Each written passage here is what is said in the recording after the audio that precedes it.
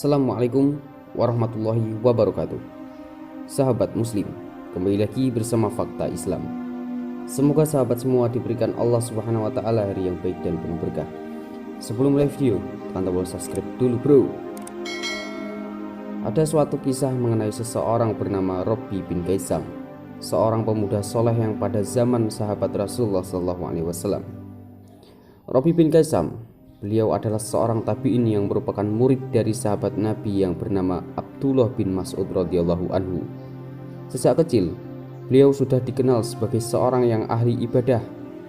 Kisah ini memiliki hikmah yang sangat baik bagi seorang yang mendengarkannya. Saking solehnya, Robbi bin Kaisam, beliau tidak mau mendekati tempat maksiat sedikit pun. Jika berjalan, ia menunduk melihat ke bawah meskipun beliau masih muda. Keseriusan dalam beribadah diakui oleh para ulama dan sudah tertulis dalam banyak kitab.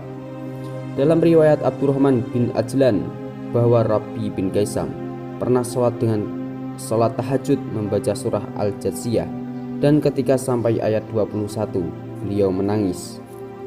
Ternyata arti dari surah tersebut adalah, apakah orang-orang yang membuat kejahatan, dosa, itu menyangka bahwa kami akan menjadikan mereka sama dengan orang-orang beriman dan mengerjakan amal yang soleh, yaitu sama antara kehidupan dan kematian mereka. Amat buruklah yang mereka sangka itu. Kemudian Rabi menghayati ayat itu. Kehidupan dan kematian orang yang berbuat maksiat dengan orang yang mengerjakan amal soleh itu tidak sama.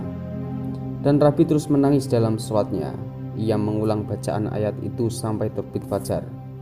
Selain ahli dalam beribadah, Rabi juga beramah wajahnya tenang dan murah senyum kepada sesama. Namun tidak semua orang suka dengan Rabi. Ada sekelompok orang ahli maksiat yang tidak suka dengan kezuhudan Rabi. Sekelompok orang itu ingin mencelakai Rabi. Mereka ingin memperlakukan Rabi dalam kenistaan, tidak melalui kekerasan melainkan dengan fitnah dan cara liciknya.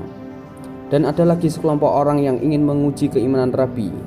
Kemudian dua kelompok orang itu bersekutu.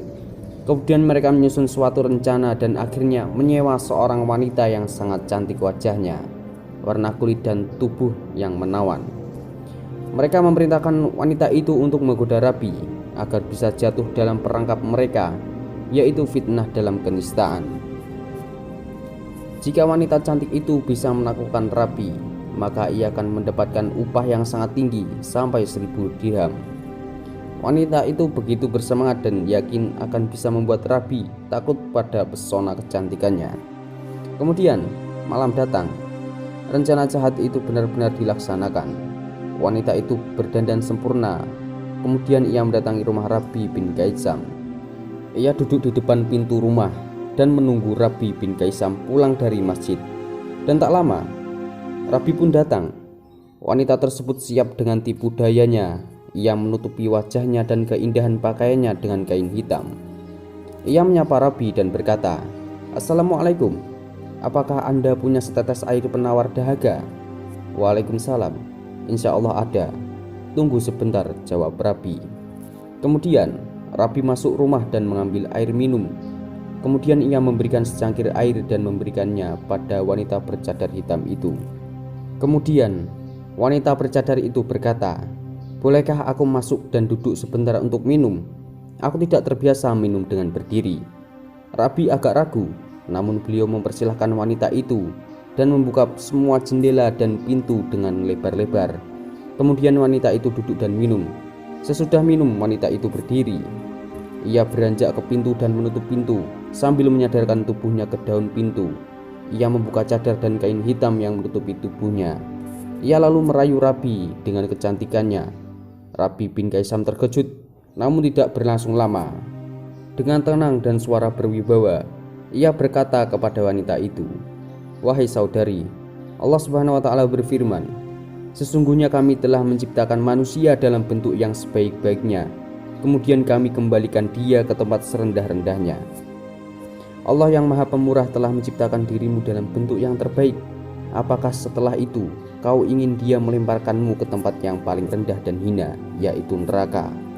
Saudariku, seandainya saat ini Allah menurunkan penyakit kusta kepadamu, kulit dan tubuhmu penuh parut, busuk dan kecantikanmu hilang seketika.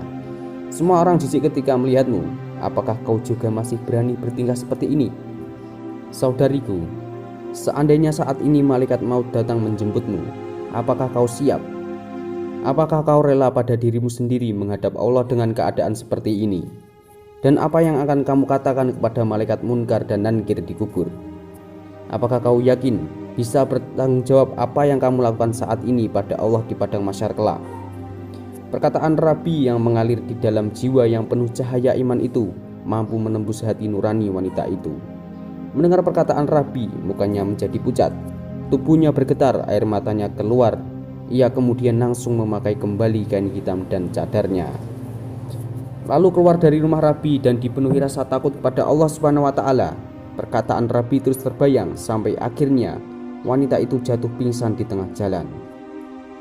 Dan sejak itu ia bertobat dan berubah menjadi wanita ahli ibadah. Orang-orang yang hendak memfitnah Rabi kaget bahwa wanita pesuruhnya bertaubat. Kemudian mereka mengatakan, malaikat apa yang menemani Rabi? Kita ingin Rabi berbuat maksiat dengan wanita cantik itu. Ternyata justru Rabi yang membuat wanita itu bertaubat. Rasa takut pada Allah Subhanahu wa Ta'ala yang terus terbayang dalam pikiran dan hati wanita sedemikian dahsyatnya. Berbulan-bulan ia terus beribadah dan meminta ampunan kepada Allah Subhanahu wa Ta'ala. Ia tidak memikirkan apa-apa kecuali nasibnya di akhirat. Ia terus sholat, bertasbih, berzikir dan puasa, hingga akhirnya wanita itu wafat dalam keadaan sujud dan menghadap kiblat. Itulah kisah seorang pemuda soleh murid dari Abdullah bin Mas'ud radhiyallahu anhu. Wallahu a'lam bishawab. Assalamualaikum warahmatullahi wabarakatuh.